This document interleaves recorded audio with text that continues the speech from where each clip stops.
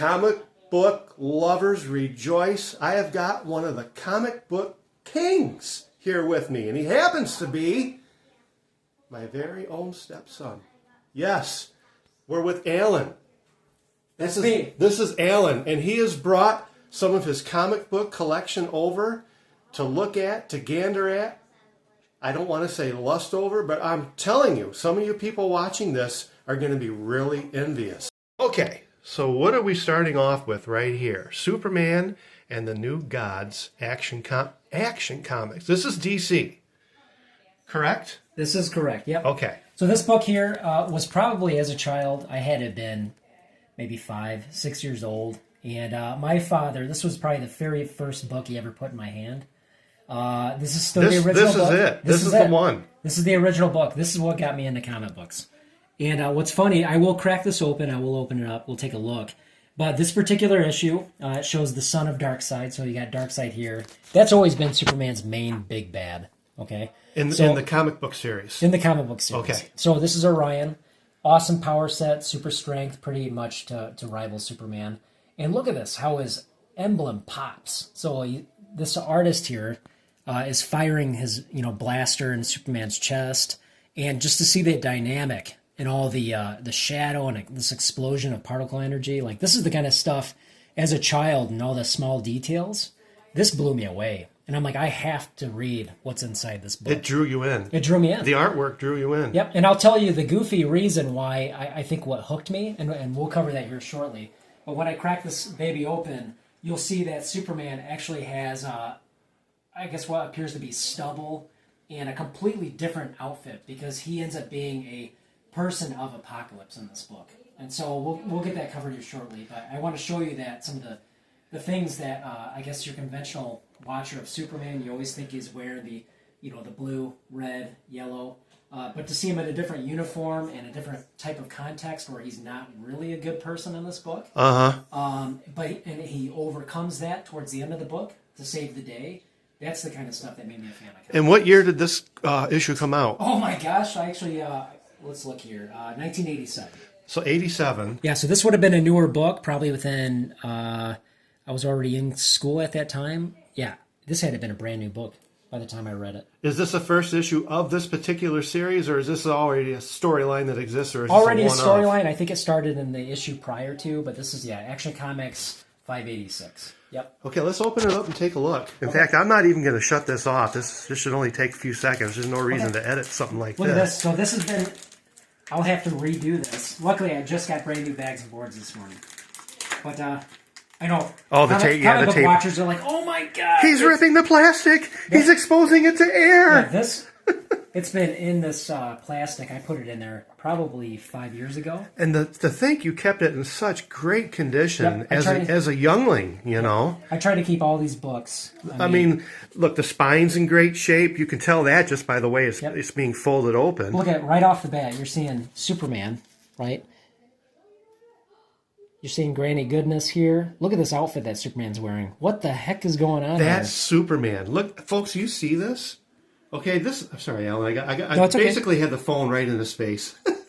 Yep. Look at that. That is awesome. Yeah, so he's doing her bidding.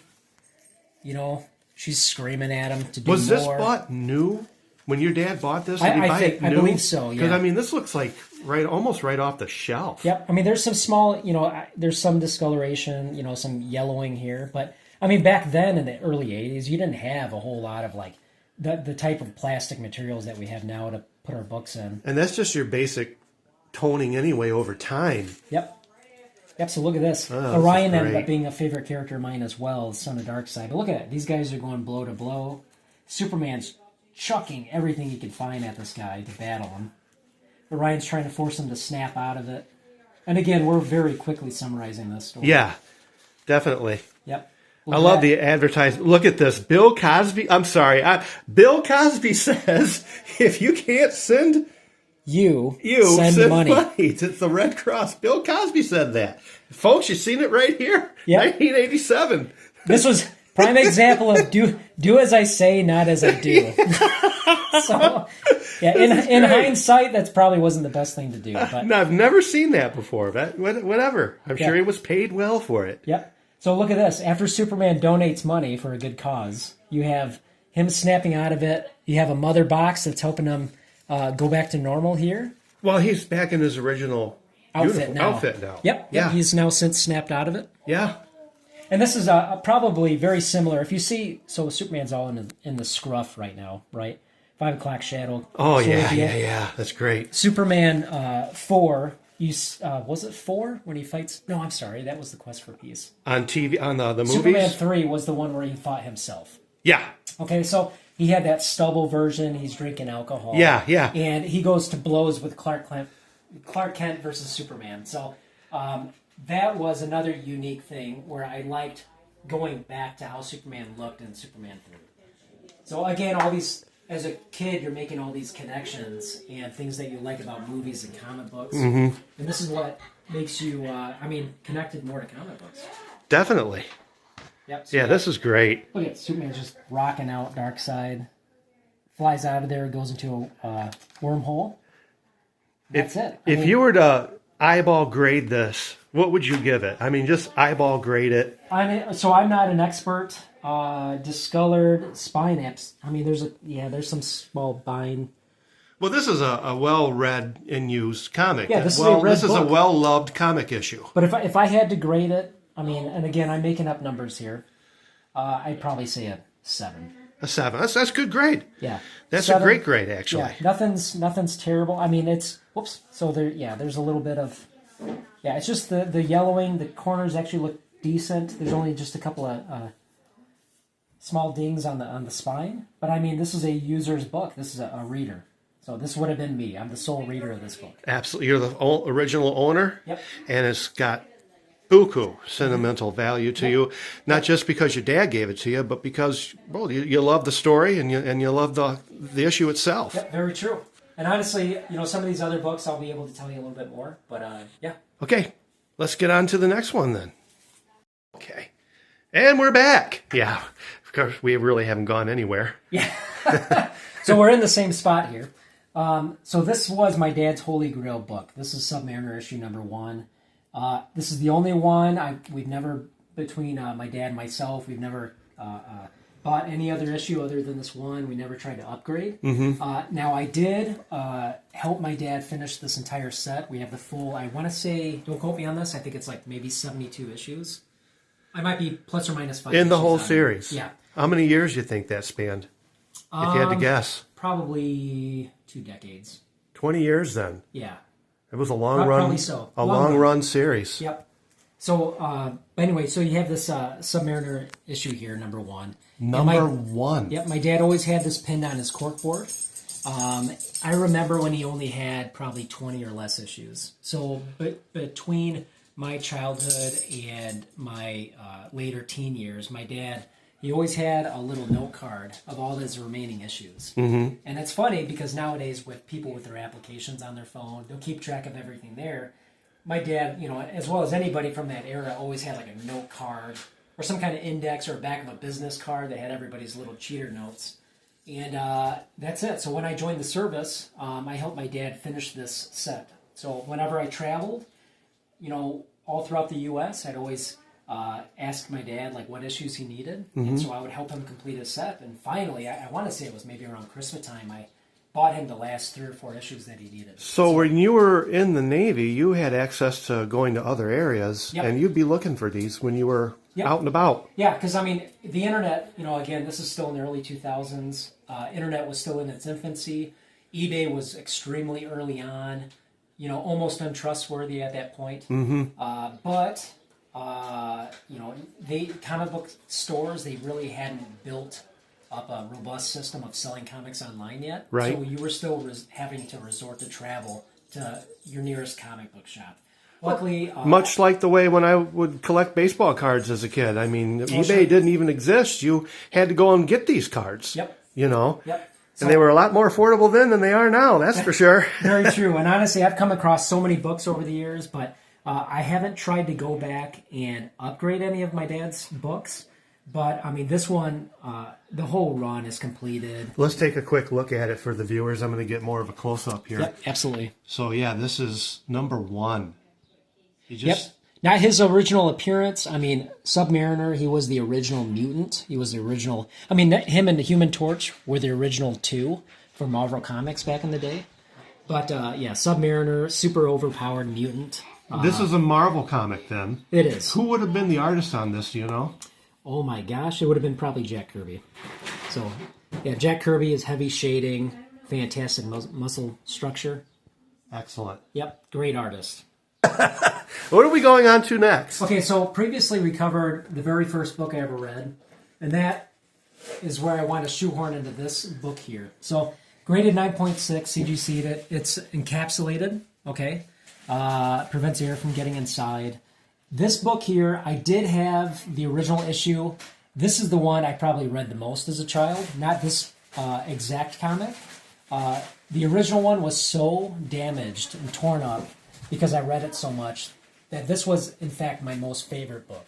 Okay. And so it's got my favorite artist, Art Adams. Fantastic artist name, by the way, Art Adams. I think, my own personal opinion, and I've met him in person, fantastic. You have met this guy then. Were you at a Comic-Con or something? I did. I went to it was called Wizard World at the time. So back in the late 2010s, Wizard World would, cycle throughout the America. And, I think this was in Chicago. I met him. And, yeah, great person. And so for this particular book is about Superman and Batman, and they're battling a vampire. And so what makes this unique to me is you're seeing a grounded version of Superman. Like, why would Superman ever have to walk through a swamp? It's completely ridiculous. Yeah. Okay, but you're going to see where he meets his match. They battle a young lady, and I hate to, this is a spoiler alert, but there's a girl by the name of Skeeter who has a unique T-shirt where it's got Mr. Peanut on it. Mr. Peanut. I don't know if that So there was some free advertising going on? Free advertising going on. So in this issue, though, they have to battle this girl who's a vampire. And so you see Superman becomes influenced by her, completely gets bitten by a vampire, and that's where one of Superman's weaknesses is to magic, right? So he gets bitten, and Batman, you almost think, is on the outs. Batman comes back and impales her Impales her and defeats her. So you impales her. Yes. With what? The bat spear? I mean, what? You'd almost think it would be a bat Seriously, spear. the bat. I don't even know where he got the spear. Quick, Robin, get the bat javelin. So they're in a swamp. I don't know how he just makeshifted a spear real quick, but he ends up impaling this vampire girl. Oh, so she's still alive, though. I mean, how do you kill a vampire? Well, he killed her. He killed her by impaling her. You think Batman has this code where he doesn't kill anybody unless you're a vampire. He will kill you. So that makes this such a unique book to me. But this has got a great grade. This is a 9.6. Yep. I wanted to get a good grade for a book that I no longer had. And I probably read this book 50 times. And not this one, but one that you had, a different copy. Yes, because you bought this graded, right? Correct. I bought this graded off of eBay, and I wanted a book. Look at that. I wanted like a good version of this book. And boy, that is just sweet. Look at the color in that. Oh, it's great. Wow. Yep, the artwork's great. The inside. Look at the line great. work on that. Yep. Look at that. And that's how, so Art Adams, he high attention to detail. I mean, he was before, I would say, even Todd McFarlane in terms of line work. And his books take a very long time. He's very meticulous, but oh my God, such a fantastic artist. Best artist, in my opinion, in the comic biz. All right. Look at that. That is nice. Tell us about this one, Allan. Well, Metal Men. Metal Men. So this is, I guess, a series of books. You have a first appearance here. This is Showcase, issue 37. This particular book was bestowed upon me, one of my dear friends, John Pink. I ended up completing this entire run here. This is Metal Men #1, but this is the first appearance. When I completed this entire run of books, my buddy John ended up, I don't know where he got it. I'm assuming maybe eBay or a local convention, but he got this book. He said fairly cheap. I don't believe a word that he's saying because this book is never cheap, ever. So... Well, it's one. It's issue #1. Well, yeah, that's this book, but this first appearance book. First appearance and then issue #1. Okay. I mean, it's not in immaculate condition by any means, but this is like, I mean, I couldn't have asked for a better book from a buddy of mine. And I will always cherish this. Any gift that anybody gets you a gift, you should always hang on to. Of course. It's going to have some kind of value to yourself. The sentimental value as well as the value of what the gift is. Yep. So all these 5 here, they have all special abilities of the element that they represent. And so Metal Men here, and the reason why, I guess here's a long story. I'll try to trim it up, but my dad always used to comment about Metal Men and how they were so rare and scarce to find. So I always took that as, wow, that'd be a nice collection to collect, right? So as a child, I always kept that in the back of my mind. Keep your eyes peeled for Metal Men. So now we had a local comic shop here in Rockford, and I won't name names, but one day before I was working second shift, and I swung by this comic book shop, and there was a literal box of comics in a brown cardboard box, and I sifted through them, a bunch of beat up books, and I came across this issue, and I went, holy crap, this is Metal Men issue number 1. And I'm like, this is just sitting here in a box. So I reached out to one of the custodians, employees that work there, and they had mentioned, oh, we just got those in last night. And I'm like, well, could I buy this book? And they're like, well, sure, let me look it up. So I don't know if they're perusing eBay. I don't know if they're looking at their inventory or what. But they come back, and they gave me some price like $15. Really? And I'm thinking in the back of my head, holy cow. It's, one of those too good to be true type moments. So do they know what they got here type thing? And as I kept on sifting, I found issue 2, issue 3, issue 4. And this was locally bought. You bought this at one of the local places. Locally bought. And again, so I'm like, okay, I asked what about issue 2? $10. Issue 3, another $10. And now I'm thinking, what's going on here? So I pull out a few, and I see they almost have the entire run. Now, again, I'm just a young guy here. I don't have all the money in the world. Sure. So I grabbed just a few books. I want to say that day I bought 5 books. Mm-hmm. And it all checked out. I think I spent $30, $35 on the first 5 issues of Metal Men. And what blows my mind is there was actually a moment of guilt. You felt like you took advantage of them or something? I did. I absolutely did. I walked out of that store, and I'm like, I actually felt bad. Because when there's just a glimmer inside me where I'm like, gosh darn it, I hope this doesn't come back to hurt me. And here's what's funny, is I went in the next day because I told my wife about it. And she was like, well, go back and see if they still have any. Maybe you can keep on going. So my wife gave me some cash. I went in there. And the person working there was no longer there. The actual owner was there. This is where things got interesting. Can't wait. As I asked about, hey, there was a box of books here with some Metal Men issues. And he went, hear me out. He went, you're the guy. And I'm like, I got put on the spot. And I'm like, what happened? He's like, we weren't supposed to sell those. So this is where I felt bad. I'm like, oh my gosh. And well, what were they doing there then? I mean, to look through, what had happened was, and again, this is 15 years ago now, but he said that those box of books came back from a lot they had purchased.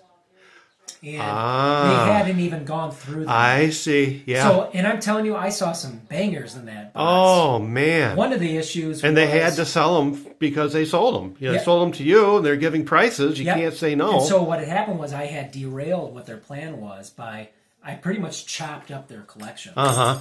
And there was even a couple of books in there. I saw the first appearance of Justice League in that book. Wow. In that yep, and again, and now you're wishing you'd picked that up and had a pocket full of money. In hindsight, yes. 15 years ago, yeah. At the time, you make these judgment calls. I wasn't doing it for the money. No. I was doing it because my dad wanted Metal Men, and he was not alive at the time, but my dad would have been like, son, get the Metal Men because that's the rare book. That's the book that we like. And so that's why I went in there with that intention, because that's what I saw. But when I saw Justice League, I went, wow. I had the wow factor. Yeah, I could have made buco bucks off of that book. But if you notice, I haven't sold this book. I'm not in the business to sell books. I'm Yeah. in the business of collecting books Yeah. and books that mean something to Yeah, me. I mean, I totally understand what you're saying. I'm a collector too. The Yep. people that watch my channel know I'm a collector of books and sports memorabilia. Mm-hmm. And, because for the love of what it is, you've done it all your life. Sure. And it has value to you as a person, as a collector too. It's not about the money. Like I was saying with my Stephen King books. Sorry if my hand got in the way, but I'm not selling those books. You get something that's signed by Stephen King, or you get the card that you've been looking for a long time. You're a collector. You're in this because you collect.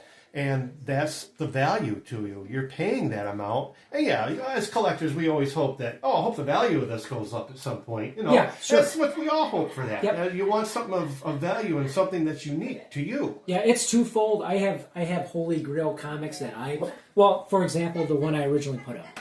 Even this one, right? Even though it's CGC 9.6, this book is not worth a whole lot of money. It's probably worth $150. Some people probably have 20 issues of this, and they would sell for $5 a piece. To me, though, this book has a significant value just because the time and investment, the art, the love of the comic. Sure. I mean, everybody's going to have that particular book that means a lot to them, and then vice versa. Some people might be like, Metal Men? Who cares about these knuckleheads? I've seen very funny cartoons of these characters. They kind of dumb them down a little bit. They're hilarious. I mean, they really are. They have a unique power set. You got Gold, you got Mercury here, 10. Like, they all have a unique personality. It would make for a great, Pixar film. This isn't running anymore, though, this series, correct? This series of comics, these characters? Metal Men? I would say every 5 years they reinvent themselves and they create a new version of the Metal Men. And this particular one you were saying ran for about how long? Did you say about 20 years? Series? Or this no, series? I would say this series probably ran for 10 years. 10 years. It was just still, you're talking, one a month, Yep, right? And that's pretty much, that's this series. I mean, Metal Men for Showcase, they ran for about 4 issues, and then they would do one-shots every so often, maybe with a cameo from Batman or so. But yeah, the Metal Men... What is that, like a stingray that's flying and shooting laser beams out of its eyes? Yeah, I mean, that's pretty normal, right? That happens all the time. Yeah, stingrays go airborne, they come out of the ocean. I would tell you, if I want an alien stingray flying around, I would want the Metal Men. Yeah, definitely. I want lead to shield me, right? So, I mean, Iron, he's going to be doing what he's doing, but yeah. Metal Men. I wish they'd make a movie out of this. I do. I'm not even aware of this. This looks great. Well, that's why, you see something like this would make a great animated film. Heck yeah. Yeah. You have this scientist inventor, he's the, oh my God, I think it's like Dr. Magnus. Don't quote me on that, but I believe he invented all these. These were all of his peers that he created them in the spitting image of his scientist that had died in an explosion. But yeah, it's just a great series. It kind of looks like early versions of the Tin Man, with the nose and everything. Wizard of Oz. The Tin Man. This guy, yeah. Yeah, and that is 10. So yeah, that's correct. exactly what it looks like. Yep. Ain't that something? So these are just some of the comic books you brought over to go through today, but you have a lot more. I mean, I do. I have a couple thousand books. Yep. Yeah. Yep. This is a labor of love, something you've been doing for a long time. Very long time. I mean, I still collect some of the modern books. Savage Dragon is probably my big number one. I'm 4 issues shy, only variant issues, from collecting the whole series.